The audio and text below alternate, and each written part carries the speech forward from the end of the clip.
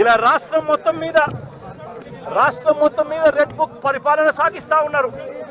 ఇదే చంద్రబాబు నాయుడు గారిని అడుగుతాన్నా, అయ్యా చంద్రబాబు, ప్రజల్లో ఏదైనా కూడా మంచి పేరు తెచ్చుకొని రాజకీయాలు చేయడం నేర్చుకోండి. మీరు సూపర్ 6 ఎందుకు అమలు చేయడం లేదు అని చెప్పి ఈరోజు ప్రజలు గట్టిగా నిలదీస్తూ ఉన్నారు. సూపర్ 7 హామీలను ఎందుకు అమలు చేయడం లేదు అని ప్రజలు మిమ్మల్ని గట్టిగా ప్రశ్నిస్తూ ఉన్నారు. ఇలాంటి ప్రశ్నించే సమయంలో ప్రజల గొంతు వినపడకూడదు అని చెప్పి రాష్ట్ర వ్యాప్తంగా రెడ్ బుక్ పాలన మీరు సాగిస్తూ వైఎస్ఆర్సీపీకి సంబంధించిన వాళ్ళు లేదా మీ సూపర్ 6ను మీ సూపర్ 7ను ఎందుకు అమలు చేయడం లేదు అని చెప్పి అడుగుతా ఉన్న ప్రజలను మీరు దయా దాక్షిణ్యం లేకుండా ఈ రకంగా ప్రతి చోట కూడా పోలీసులను ఉపయోగించుకుంటూ ఎమ్మెల్యేలందరినీ కూడా హింసను ప్రోత్సహించండి అని చెప్పి వాళ్ళందరినీ కూడా ఉసగొలుపుతూ రాష్ట్ర వ్యాప్తంగా కూడా మీరు చేస్తూ ఉన్న ఈ దౌర్జన్య కాండ త్వరలోనే ప్రజలు చూస్తూ ఉన్నారు, దేవుడు చూస్తూ ఉన్నాడు. ఖచ్చితంగా మీకు బుద్ధి చెప్పే పరిస్థితి త్వరలోనే వస్తుందని చెప్పి ఈ సందర్భంగా చంద్రబాబు నాయుడు గారికి గట్టిగా మందలిస్తూ చెప్తా ఉన్నా. అదే మాదిరిగా ఇంకొక విషయం కూడా చెప్తా ఉన్నా. ఇంకో విషయం కూడా చెప్తా ఉన్నా. ఇదే చంద్రబాబు నాయుడు గారికి చెప్తా ఉన్నా, ఇదే పోలీసులకు చెప్తా ఉన్నా. పోలీసులు ఎవరైతే చంద్రబాబు నాయుడు గారిని మెప్పు కోసం చంద్రబాబు నాయుడు గారి మెప్పు కోసం ఎవరైతే వాళ్ళ టోపీ మీద ఉన్న సింహాలకు సెల్యూట్ చేయకుండా చంద్రబాబు నాయుడు గారికి వాచ్మెన్ల కింద పనిచేస్తా ఉన్న ఆ ప్రతి పోలీస్ అధికారికి చెప్తా ఉన్నా, ఎల్లకాలం చంద్రబాబు నాయుడు గారి పరిపాలన సాగదు. చంద్రబాబు నాయుడు గారి పరిపాలన త్వరలోనే వస్తుంది. ప్రతి పోలీస్ అధికారికి కూడా చెప్తా ఉన్నా, మీ బట్టలు తీస్తామని చెప్పి ప్రతి పోలీస్ అధికారికి మీ యూనిఫామ్ తీస్తాం, చట్టం మిమ్మల్ని నిలబెడతాం, దోషులుగా మిమ్మల్ని నిలబెట్టి మీ యూనిఫామ్ తీయించి మీకు ఉద్యోగాలు లేకుండా చేస్తామని కూడా ఈ సందర్భంగా ఇప్పటికైనా చెప్తా ఉన్నా, ప్రతి పోలీస్ అధికారిలో కూడా మార్పు తెచ్చుకోండి. ఎల్లకాలం ఇదే పరిపాలన. నీ రంగులన్నీ కూడా తెలిసిపోతున్నాయి. మరి దాంతో పాటు అంటే నీ వాగుడు కంట్రోల్ లేని మాటలు, నరం లేని నాలుకతో నువ్వు మాట్లాడే మాటల్లో కూడా చాలా మాటలు పరిటాల రవీంద్ర గారి గురించి కూడా నువ్వు చాలా రకాలుగా నువ్వు మాట్లాడడం జరిగింది. వాస్తవంగా చెప్పాలంటే పరిటాల రవీంద్ర గారిని అంతకుముందు మాట్లాడావు, అదేదో బీడీలు తాగుతూ లుంగి కట్టుకొని హవాయి చెప్పులు, విలేజ్ జీపు అంటాను, విలేజ్ జీపు కాదు బుల్లెట్ ఉండింది ఆ రోజు, హవాయి చెప్పులే మా నాన్న వేసుకుంటాను, పారగాన్ చెప్పులు, అదే బాంబే డేంగ్ లుంగిలు కట్టుకుంటాండా. ఒక విషయం గుర్తుపెట్టుకో, బీడీల గురించి వస్తే నువ్వేం చెప్పేది మేమే చెప్తాము. ఈ నియోజకవర్గంలో ఆయనతో పాటు సమకాలికంగా పనిచేసిన వాళ్ళు ప్రతి ఒక్కరిని ఎవరిని అడిగినా కానీ అవన్నీ ఏవైనా చెప్తారు. ఆయన అంత సింప్లిసిటీగా ఉన్నాడు కాబట్టే పరిటాల రవీంద్ర అనే వ్యక్తి రాష్ట్ర వ్యాప్తంగా ఒక వెల్ నోన్ లీడర్గా తయారాడు. అంటే ఎంత హంగు ఆర్భాటం వచ్చినా, ఎంత పేరు ప్రతిష్టలు వచ్చినా ఆయన ఎక్కడ మొదలు పెట్టాడో అదే రకంగానే చివరి దాకా ఆయన ఉన్నాడనే విషయాన్ని నువ్వు గుర్తుపెట్టుకోవాలి. నువ్వు బీడీల గురించి నువ్వు చెప్పేది కాదు. ఈరోజు మీ అసెంబ్లీలోనే మీ ఎమ్మెల్యేలే చాలామంది ఉంటారు, మీ పక్కన ఉన్నవాళ్ళు, మా నాన్నకు బాగా క్లోజ్గా దగ్గరగా ఉన్నవాళ్ళు. నువ్వు ఆ రోజు తాగేదాని గురించి కాదు, మినిస్టర్ అయినాక కూడా అసెంబ్లీలో బీడీ తాగినాడు మా నాయన, ఎమ్మెల్యే అయినాక కూడా తాగినాడు. సో దాన్ని మేము చిన్నతనంగా కూడా మేము కూడా చూడట్లేదు. సో దీని గురించి ఇట్లా పిచ్చి పూతలు కూయడం ఆపాలి. ఎంతలావు పరిటాల రవీంద్ర అని మాట్లాడుతానో మీ నాన్న అడిగి ఎంతలావు చెప్తాడు పరిటాల రవీంద్ర అనేవాడు, ఎంతలావు వ్యక్తి అనేది మీ నాయన అడిగితే చెప్తాడు కరెక్ట్గా.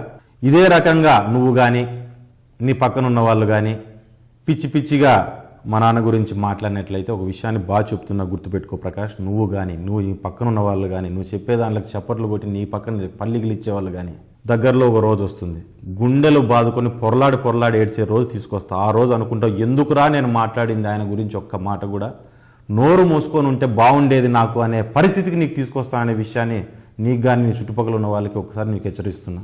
సో దీన్ని ఏదో కామెడీగా తీసుకొని ఏదో మాట్లాడుతున్నాం, భలే మాట్లాడుతున్నాం అనుకుంటున్నారేమో, దాని పరిణామాలు కూడా ఏ రకంగా ఉంటాయనే విషయాన్ని గుర్తుపెట్టుకోవాలి.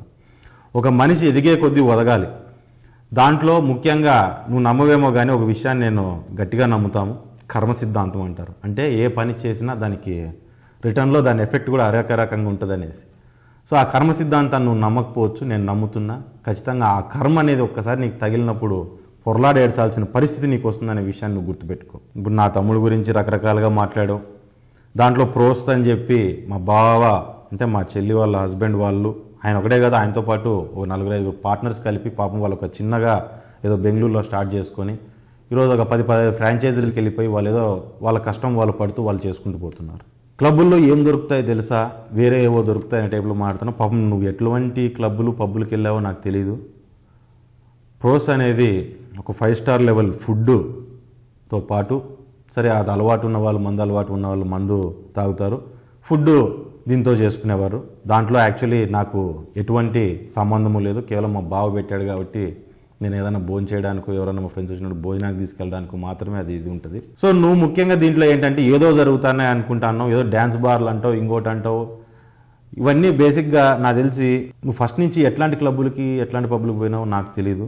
ప్రతి ఒక్కటి అట్లే ఉంటుంది అనుకోవద్దు. డ్యాన్స్లు వేస్తారు, డ్రగ్స్ తీసుకుంటారు, ఇంకోటి చేస్తారు అనేది నువ్వు వెళ్ళిన దానివన్నీ అట్లే ఉన్నట్టున్నాయి. నువ్వు నిజంగా దీన్ని ఏదో చూడాలనుకుంటే ఒక మంచి టేబుల్ బుక్ చేపిస్తాను. ఎంతమంది వెళ్తారో చెప్తే 2-3 టేబుల్స్, నువ్వు బెంగళూరు వెళ్తావా, హైదరాబాద్లో వెళ్తావా, ఎక్కడికి వెళ్తానంటే అక్కడ ఒక టేబుల్ బుక్ చేపిస్తా, వెళ్ళి తిను, భోజనం చాలా బాగుంటుంది ఫుడ్ అక్కడ. నీకేమైనా అలవాటు ఉంటే నువ్వు మందు తాగుతానంటే మందు తాగు, party will be on me, నేను నీకు స్పాన్సర్ చేసి నీకు అక్కడి వరకు తీసుకెళ్ళి నీకు అది ఎట్లుంటుంది ఆ యాంబియన్స్ అనేది కూడా నేను చూపిస్తాను. దాంట్లోనూ ముఖ్యంగా నువ్వు ఇది ఒక కొత్త అలవాటు అయిపోయింది, అంటే ఫ్యామిలీ వాళ్ళ గురించి మాట్లాడడము చేయడము అనేది. కానీ ఒక విషయాన్ని నువ్వు గుర్తుపెట్టుకోవాలి, నీకైతే మరి నాకు తెలిసి నువ్వు మాట్లాడే పద్ధతి చూస్తా అంటే నీకు కరెక్ట్ సమాచారాలు అనేవి కరెక్ట్గా వస్తానట్లు లేవు. సో నీకేమైనా డౌట్ ఉంటే మా ఫ్యామిలీ గురించి నన్ను అడిగితే నేనే కరెక్ట్గా దానికి క్లారిఫికేషన్ ఇస్తా. ఇదే రకంగా నీ ఫ్యామిలీలో కూడా కొన్ని నాకు వస్తా ఉంటాయి, కానీ నాకు సభ్యత సంస్కారం ఉంది. మా తల్లిదండ్రులు నన్ను అట్లా పెంచలేదు. ఎట్లా పడితే అట్లా మీ ఫ్యామిలీ గురించో అక్కడ జరిగే సమస్యల గురించి ఇట్లా మీడియాల ముందు మిమ్మల్ని గబ్బులేపోయే విధంగా నేను మాట్లాడడం అనేది, నువ్వు ఈ పద్ధతులన్నీ చేసుకుంటూ పోతా అంటే ఒకసారి నువ్వు కూడా వెనక్కి తిరిగి చూసుకోవాల్సిన అవసరం ఉంటుంది. అక్కడ ఏం జరుగుతున్నాయి అవి మాట్లాడితే నేను తలెత్తుకొని బయట తిరగలుగుతానా లేదా అనే విషయాన్ని కూడా నువ్వు కూడా ఆలోచన చేసుకోవాల్సి వస్తుంది. ఫ్యామిలీ గురించి మాట్లాడినప్పుడు ఫ్యామిలీని తెచ్చి చిల్లర రాజకీయాలు చేయకుండా ఉంటే బాగుంటుందని చెప్పి కూడా నేను చేస్తున్నా. మరి దాంతోపాటు నా తమ్ముడు బుల్లెట్తో ఎడో కాశ్మీర్ పోతా బుల్లెట్తో దొరికాడు అనే విషయంగా నువ్వు చెప్తాను. We are not laymen. ఆ అబ్బాయి యుఎస్లో దగ్గర 4 ఏళ్ళు చదువుకున్నాడు. ఆ అబ్బాయి ఫ్లైట్లో బుల్లెట్లు తీసుకెళ్తే దొరుకుతామా లేదా అనే మినిమం నాలెడ్జ్ కూడా లేకుండా ఉన్నాడనే విషయాన్ని నువ్వు అర్థం చేసుకోవాలా. అది ఎవరి కుట్ర అనే విషయం కూడా బాగా బయటికి వస్తుంది నెమ్మదిగా. మాకు రకమైన క్లారిటీ వస్తుంది. ఆ క్లారిటీ వచ్చేంత వరకు మేము కూడా మాట్లాడకూడదు అనుకున్నాం. నువ్వు సందర్భం వచ్చింది, నువ్వు ఎత్తి చెప్పావు కాబట్టి మమ్మల్ని పీకలేక, మమ్మల్ని తట్టుకోలేక ఇంకెక్కడికి పడితే అక్కడికి దిగజారుతున్నావు నువ్వు. ఆ విషయాన్ని నువ్వు గుర్తుపెట్టుకో. ఒళ్ళు దగ్గర పెట్టుకొని నువ్వు ఏదైనా ప్రవర్తిస్తే బాగుంటుందనే విషయాన్ని నువ్వు చెప్తున్నాను. నీ చేసిన చెత్త కుట్రలు ఏడదాకా దారితీస్తున్నాయనే విషయాన్ని కూడా నాకు అర్థమవుతుంది. సివిల్ సప్లైస్ గురించి కూడా మాట్లాడడం జరిగింది. అక్కడ గోడౌన్, సివిల్ సప్లైస్ గోడౌన్ని ఆ రోజు FCA వాళ్ళు, సెంట్రల్ గవర్నమెంట్ వాళ్ళు దీన్ని క్యాన్సిల్ చేస్తే ఆ నెపాన్ని తీసుకొచ్చి నువ్వు మా మీద వేసావు. పాపం ఉన్న అమ్మాయిలందరినీ ట్రాన్స్ఫర్ చేస్తే ఆ రోజు విపరీతమైన ప్రయత్నం చేసిన ఆ రోజు పని జరగలేదు. నేను రాగానే చించుతా పొడుస్తానని చెప్పి చాలా మాటలు మాట్లాడినావు. కానీ దీని గురించి నువ్వు ఇంతవరకు క్లారిటీగా ఇంతవరకు నువ్వు మాట్లాడింది ఏం లేదు. ఎంతసేపు ఉన్నా పక్కన వాళ్ళని ఏదో ఒకటి అనడానికి అలా జంగాలపల్లి గోడౌన్ అలా ఎత్తి అలా క్లోజ్ చేస్తా అంటావు టాపిక్ని. కానీ ఎవరైతే అమాలీని వెనకలికి తెస్తాను, తిరిగి ఓపెన్ చేపిస్తాననే మాట మాత్రం నువ్వు ధైర్యంగా నువ్వు చెప్పలేకపోతున్నావు ఈ రోజుకి. ఆ రోజు విమర్శించిన వాడు ఈరోజు చేయడానికి కూడా నువ్వు సత్తా ఉండి నువ్వు పని చేయాలి. ఈరోజు నీకు అవకాశం ఇచ్చినారు ప్రజలు ఇట్లాంటి పనులు చేసి పెట్టమని. మరి అవకాశం వచ్చినప్పుడు టాపిక్ని పక్కన వాళ్ళు విమర్శించడానికి వాడే బదులు అక్కడ ఏదైనా ఒక మార్పు రావడానికి నువ్వు వాడాలా ఆ టాపిక్ని ఏదైనా సరే. మరి దాంతోపాటు ఇంకో విషయం చెప్తాను. నువ్వు ఏంటంటే మురళి నా దగ్గరికి రాయబారం పంపించినాడు, వాళ్ళ ఫ్యామిలీ దగ్గర నుంచి ఇంకా రాయబారం వచ్చింది, మనమంతా కలిసి చేసుకుందామనే విషయంగా మాట్లాడామనుకుంటున్నాం. వచ్చిన వాడిని చెప్పుతో కొట్టి ఆడే కట్టేసుకుని ఆ రోజే స్టేట్మెంట్ ఇవ్వాల్సింది నువ్వు నిజంగా ఇవ్వాలనుకుని ఉంటే. సో టాపిక్ వచ్చింది కాబట్టి ఆ టైంలో జరిగిన ఒక చిన్న దీని గురించి నేను కూడా ఒకటి చెప్పదలుచుకున్నాను. దాంట్లో ఏంటంటే ఆ రోజు జరిగినప్పుడు ఎవరు ఎవరిని భంగపోయారు ఏంటి అనేది వాస్తవంగా ప్రకాష్ నువ్వు నిజంగా మేము జాగ్రత్తగా ఉండమనుకుంటావో లేకుంటే నువ్వు పెద్ద తెలివైనోడని చెప్పి పిచ్చి పిచ్చి మాటలు మాట్లాడతావో నాకు తెలియదు. ఓ విషయాన్ని బాగా గుర్తుపెట్టుకో, సివిల్ సప్లైస్ మేము అడిగామని చెప్తున్నావు. ఇదిగో నీ దగ్గర నుంచి ఫోన్ కాల్ అటెండ్ చూడు ఒకసారి. అమర్నాథ్ రెడ్డి మామిలిపల్లెనా చెప్పనా చందు అల్లుడు నేను చందు చందు అల్లుడు నేను మాట్లాడేది. ఓకేనా చెప్పనా 4 రోజులు నీకు ఫోన్ చేయబట్టే స్టేజ్ లో తిండ్రు చెప్పాము, నాగరాజు చెప్పాము, స్టేషన్ కూడా మనం మాట్లాడాము అని. మళ్ళీ మీరు ఏమని డిసైడ్ అయినారంటే ఏమున్నా అది మనకైతే తెలియదన్నా. మేము ఎంతవరకు మేము ఉద్యోగాలు చేసుకునేంత వరకు మాదేనా.